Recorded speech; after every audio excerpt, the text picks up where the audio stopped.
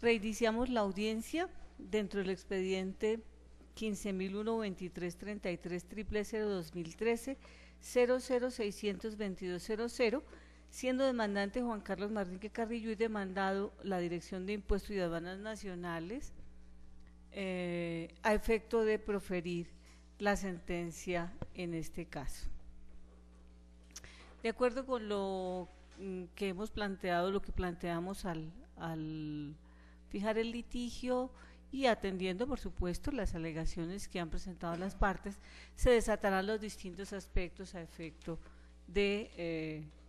proferir la decisión. Se ocupará la sala en primer lugar de lo que tiene que ver con el beneficio de auditoría, a fin de establecer si el que cobija al impuesto de renta se extiende a las declaraciones de IVA en el mismo periodo. El beneficio de auditoría es sabido, consiste en la disminución del término que por políticas fiscales establece el gobierno nacional, de manera que las declaraciones tributarias adquieren firmeza antes del plazo ordinario establecido para ellas. Para la fecha de presentación de las declaraciones de renta e IVA en los años grabables 2007-2008, se encontraba vigente la Ley 111 de 2006, que entre otras estuvo vigente hasta el 29 de diciembre de 2010, cuando se expidió la Ley 1430. Pero para efecto de lo que ocupa el caso, estaba entonces vigente la modificación que esa norma había realizado, había hecho al artículo 689.1, que era o que es el que contempla el beneficio de auditoría. De otra parte, el artículo 69 de la Ley 863 de 2003 derogó el inciso segundo del artículo 689 del Estatuto, 689.1 del Estatuto Tributario, como bien lo señalaba la parte demandante, que establecía la procedencia del beneficio de auditoría frente al IVA. Es decir que, para dar, digamos, una primera respuesta y dejar claro que la sala comparte lo que señala el apoderado de la parte demandante, no se trata del beneficio de auditoría en relación con el IVA, sino que se sabe que solamente es válido para la declaración de renta. Ahora, lo que sí es cierto es que la firmeza de la declaración del IVA en materia del término se cumple cuando ese beneficio de auditoría alcanza a la declaración del impuesto de renta. Así lo ha señalado el Consejo de Estado en el caso, en sentencia de 5 de diciembre de 2011, lo señaló pues el Consejo de Estado en sentencia de 5 de diciembre de 2011, siendo ponente el consejero Hugo Fernando Bastidas Bárcenas, demandante la Compañía Agrícola Colombiana Limitada, SCA, y demandado la DIAN. Dijo en esa providencia: como se puede apreciar, la intención del legislador fue unificar los términos de firmeza de las declaraciones de renta, ventas y retención en la fuente para darle la oportunidad a la administración tributaria de modificar las declaraciones de ventas y retención en la fuente cuando encontrara hallazgos en la declaración de renta. Por eso, concordante con el artículo 705.1 del Estatuto Tributario, cuando el artículo 705 dispone que el término de firmeza se cuenta a partir de la presentación de la declaración, es claro que para el denuncio de ventas el término se contará a partir de la presentación de la declaración del impuesto sobre la renta. De la misma manera, si la declaración de renta fue presentada de manera extemporánea, el término de firmeza de la declaración de ventas se contará a partir de la fecha de presentación extemporánea del denuncio rentístico. De lo anterior, entonces, cuando la declaración de renta cumple los requisitos para acogerse al beneficio de auditoría, las declaraciones de IVA del respectivo año gravable tendrán el mismo tiempo para adquirir la firmeza el mismo tiempo en que quedaría en firme la declaración de renta. Esa es, digamos, el efecto del beneficio de auditoría, que podría extenderse en materia solamente de la firmeza, pero no para solicitar, como lo señala y no lo ha querido precisar el demandante el beneficio de auditoría de manera directa para el impuesto de ventas. Ahora, hay una situación que planteó el demandante al momento de los alegatos, y es que no se expidió un acto administrativo que negara el beneficio de auditoría al contribuyente. En primer lugar, lo que observó la sala es que ese argumento como tal no fue planteado en la demanda, de manera que si en ese punto nos quedáramos, podría la sala no ocuparse de ese argumento de las alegaciones, por cuanto asaltaría por una parte la controversia, que es finalmente la demanda, es el marco de la controversia, y en segundo lugar podría vulnerar el derecho de defensa de la parte contraria. Pero, sin embargo, es claro que la jurisprudencia del Consejo de Estado ha señalado que el beneficio de auditoría opera por el transcurso del tiempo y siempre que se cumplan los requisitos, pero no que sea necesario expedir un acto administrativo como lo reclama el demandante para efecto de rechazar el beneficio de auditoría, a menos que en efecto se solicite o realizada iniciado el procedimiento tributario, el beneficiario de el titular de ese beneficio de auditoría y solicite que en efecto le sea reconocido, y entonces se inicie todo ese procedimiento, pero tal procedimiento no aparece contemplado de manera específica en el estatuto tributario, y fundamentalmente no fue un argumento que el demandante expusiera en su demanda, no fue esa una razón por la cual consideró vicios de legalidad en el acto administrativo. En segundo lugar, en relación con la declaración del impuesto de renta correspondiente al año gravable 2008, habrá de determinar la sala si en efecto estaba, en consonancia con lo que hemos señalado, si en efecto estaba cobijado por el beneficio de auditoría. Para que una declaración de renta quede cobijada dentro del beneficio de auditoría, tiene que cumplir los requisitos establecidos en la ley. Eso lo establece claramente el estatuto tributario. El demandante señaló que en la declaración de renta del año gravable 2008, estaba cobijada por el beneficio de auditoría porque dijo porque eso se incrementó en más de 5 veces la inflación causada respecto del impuesto de renta del año gravable 2007. Para soportar esa afirmación, aportó la liquidación privada de renta de los años gravables 2007 y 2008, según obran a folios 16 y 17. Lo primero que debe precisar la sala es que, en virtud de la ley 1111 de 2006, artículo 51, se estableció que los valores absolutos contenidos en el artículo 689-1 del estatuto tributario variaban por lo que se conoce como unidades de valor tributario, desapareciendo entonces esos valores basados en la inflación. Si se analiza la documental que aportó la parte demandante, se observa que la declaración de renta del año gravable 2007 en el reglón 71 correspondió a cero, señaló que el impuesto neto de renta era de cero, de manera que el beneficio de auditoría no podía operar o no puede operar en relación con esa declaración de renta, en tanto de conformidad con el parágrafo segundo del artículo 689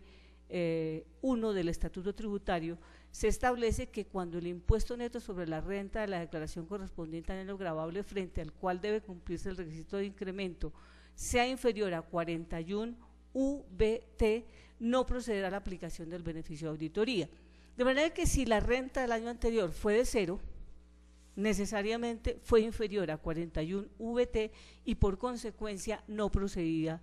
ese beneficio de auditoría. Si se tiene en cuenta entonces lo que acabamos de señalar inicialmente, si no cumplía la declaración de renta los requisitos para el beneficio de auditoría, tampoco era aplicable ese beneficio de auditoría para efecto de la firmeza de la declaración en materia del impuesto de ventas. Ese sería, digamos, como lo que tendríamos que señalar en este aspecto, y por consecuencia entonces partir de que la firmeza de esas declaraciones, de esa declaración que estaba siendo investigada, era de 2 años siguientes a la presentación de conformidad con lo previsto en el artículo 714 del Estatuto Tributario. En el caso concreto, la declaración privada de renta del año grabable 2008 fue presentada el último día del plazo establecido por la Administración, es decir, el 3 de agosto de 2009. Eso implica entonces que los 2 años para obtener la firmeza vencieron el 3 de agosto de 2011 y como consecuencia también adquirieron firmeza en esa misma fecha las declaraciones de IVA para el periodo gravable del año 2008. De manera que si el requerimiento por estas declaraciones del IVA del 2008 se hizo antes de esa fecha, habrá de considerarse su oportunidad. Otro asunto será determinar lo relacionado con la notificación, que es el otro aspecto por el cual el demandante ha acudido a la jurisdicción. Pero en materia del beneficio de auditoría en relación con la renta, hasta allí considera la Sala es suficiente la argumentación. Miremos entonces ahora lo relativo con la notificación del requerimiento especial y si esa notificación se ajustó o no se ajustó al procedimiento tributario. En materia de las formas de notificación, ellas están reguladas por el artículo 565 del Estatuto Tributario y una de las normas que determina cómo debe hacerse esa notificación para quienes cuentan con el RUT es el artículo 555.2, que impone que en efecto deberá notificarse a la dirección que aparezca en el Registro Único Tributario como un primer paso encaminado a notificar al contribuyente. Y los demás aspectos, las demás formas de notificación, a las demás formas de notificación se acudirá solamente cuando sean devueltas por correo, señala la norma, el Estatuto Tributario en el artículo 568. Mirando el expediente, revisando el expediente, se observa a folio 119 el Registro Único Tributario que actualizado por el demandante. Esa actualización se llevó a cabo el 6 de noviembre de 2009 y allí aparece que la dirección era Carrera 42 1373 del barrio Juan Grande de Duitama. A folio 145 vuelto del expediente, obra copia de la guía del correo mediante la cual se remitió el requerimiento especial con fecha 28 de junio de 2011 a la dirección informada por el demandante en el RUT y que ese documento fue recibido por Ronald Manrique el 2 de julio de 2011. Es decir, que la correspondencia remitida a la dirección del RUT, informada en el RUT, no fue devuelta. En esa medida, como el requerimiento, la citación, la comunicación, la notificación del requerimiento no fue devuelta, no procedía entonces iniciar un procedimiento distinto de notificación como el reclamado por el demandante en materia de la publicación en un diario de circulación nacional. Sobre ese tema, el Consejo de Estado, en la sección cuarta, sentencia 2 de agosto de 2012, siendo consejera consejera ponente la doctora Marta Teresa Briceño de Valencia, demandante Coltabaco y demandado la DIAN, señaló en ese proceso que en reiteradas oportunidades se ha indicado que las notificaciones distintas a la personal son excepcionales y que solamente si se devuelve o no se dan los presupuestos de la notificación personal, entonces será necesario acudir a otra de las modalidades de notificación. Pero ha avanzado aún más a señalar que si hubiese alguna irregularidad en la notificación, lo que deberá verificarse es que en efecto el contribuyente pueda ejercer su derecho de defensa. En este caso, no solamente observó la Sala que el requerimiento había sido dirigido a la dirección ordenada en el RUT, sino adicionalmente que el demandante contestó las objeciones que se hicieron a sus declaraciones, es decir, ese requerimiento fue recibido en la dirección informada en el RUT y del mismo se enteró el demandante haciendo uso de ese derecho de defensa que ha reclamado insistentemente, que ha sido reclamado insistentemente en este proceso. La administración entonces cumplió con el parágrafo primero del artículo 565 del Estatuto Tributario y ninguna objeción podría encontrarse en ese aspecto a la legalidad del procedimiento demandado. Solamente tendría que haber acudido a esa publicación en el entorno nacional si no se hubiese obtenido una respuesta, pero a través de apoderado, como se señaló, se presentaron objeciones, como se indicaron los argumentos en la fijación del litigio, en fin.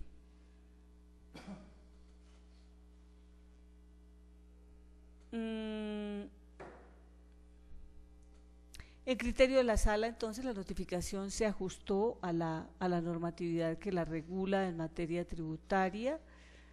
y por eso este cargo no está tampoco llamado a prosperar. Siendo ello así, y en tanto no se observa regularidad en el requerimiento especial, como la firmeza de la declaración de renta operó el 3 de agosto de 2011,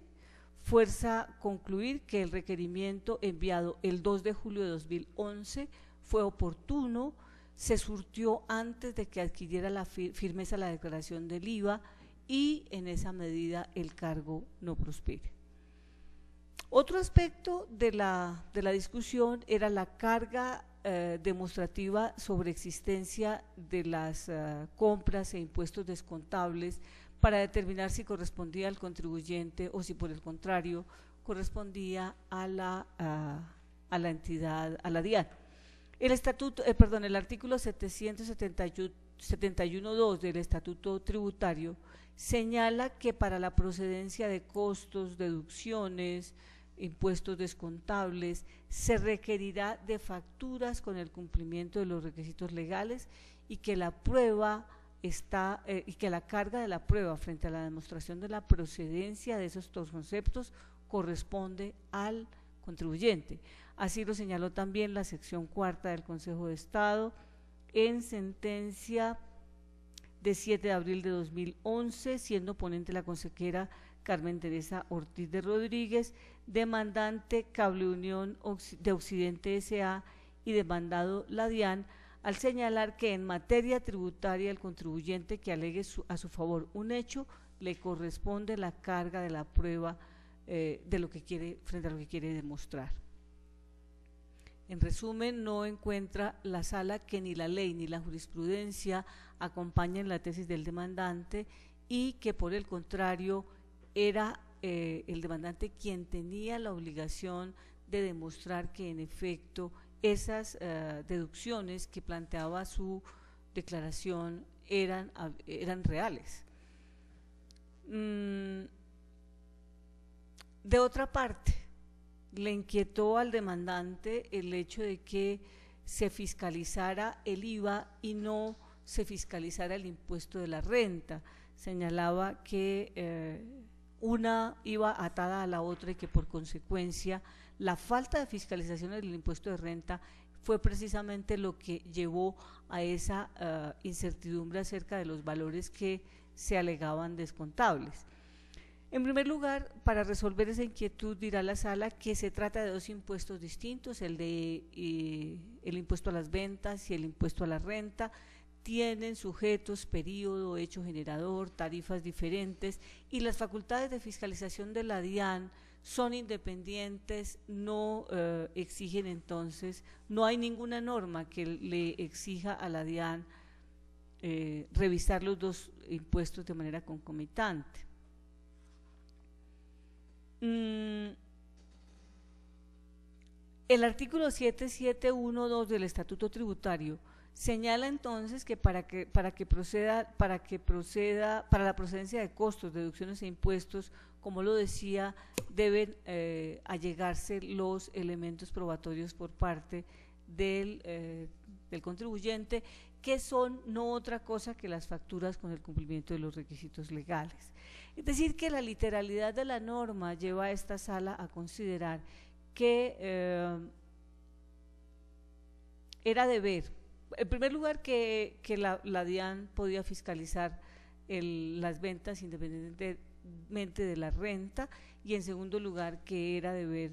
del demandante, del entonces contribuyente, demostrar que esos conceptos en efecto existían. La carga de la prueba le correspondía, era su deber atender el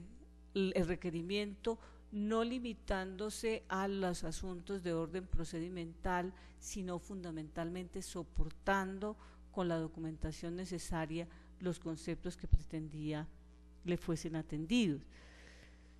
Pero si uno examina tanto las objeciones como el recurso de reconsideración, encuentra que en esa etapa ante la administración ningún elemento de fondo se expuso para atacar la decisión de la DIAN. Ahora, resta por determinar si ante esa incertidumbre acerca de la existencia de esos, o ese desconocimiento de la existencia de esos asuntos descontables, procedía o no la sanción por inexactitud. Visto como se ha señalado que es al contribuyente al que le compete la carga de la prueba y no a la DIAN, era al contribuyente al que el que debía haber demostrado la existencia real de esos descuentos o deducciones, y que además tenían los requisitos de ley para ser eficaces. Pero visto que el contribuyente no informó nada, no aportó facturas, no aportó ningún soporte contable que le permitiera a la DIAN examinar la veracidad de esa información, forzaba entonces la imposición de la sanción por inexactitud. No desconoce la sala que en efecto la sección cuarta venía sosteniendo que ante la falta de prueba de esas deducciones no cabía sanción. Sin embargo, en sentencia del 5 de mayo de 2011, con ponencia del consejero doctor Hugo Fernando Bastidas Bárcenas, siendo demandante la comercializadora de licores del Magdalena S.A., Colimac S.A. y demandado la DIAN, la sala dio un giro a ese criterio y por el contrario consideró que la falta de prueba daba lugar permitía la sanción.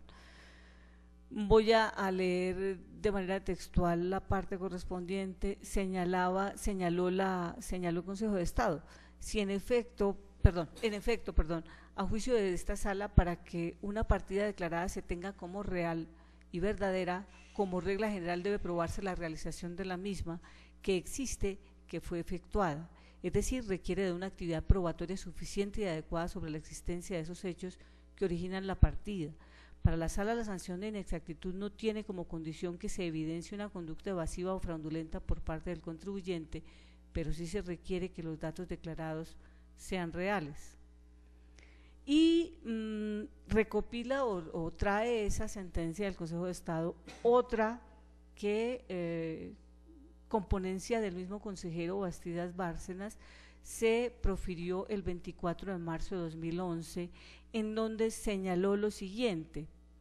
Se señaló en esa sentencia, reitera la sala que la sanción prevista en el artículo 640-67 del Estatuto Tributario se impone cuando se incluyen costos, deducciones, descuentos, exenciones, pasivos, impuestos descontables, retenciones o anticipos inexistentes, y que para que se perfeccione la infracción, la inclusión se debe ejecutar con el propósito de obtener un provecho para que se traduce en un menor pago de impuestos, o en la determinación de un saldo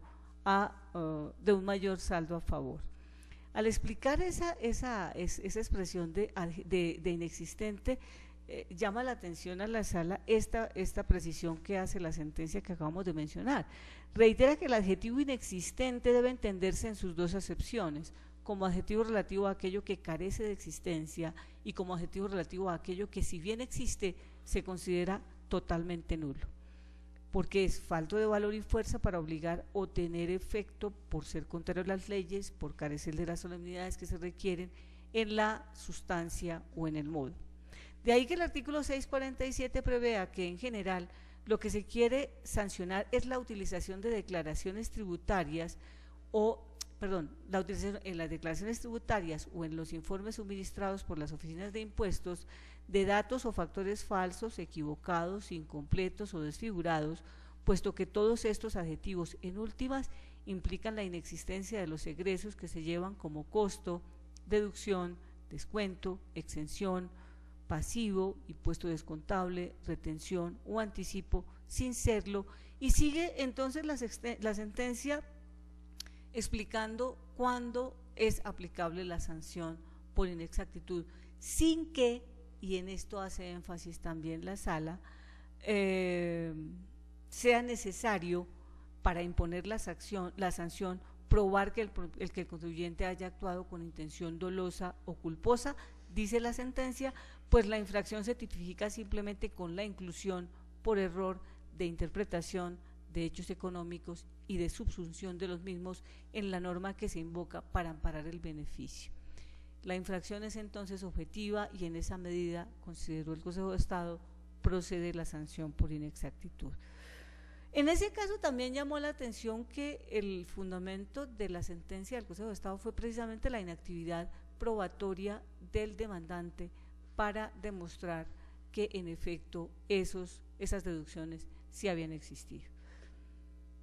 En estas condiciones considera la sala que ese argumento de la parte demandante tampoco tiene vocación de prosperidad y de esta manera ha entonces agotado todos los aspectos que fueron propuestos en la demanda y ha dado las razones para no acceder a ellos. En materia de costas,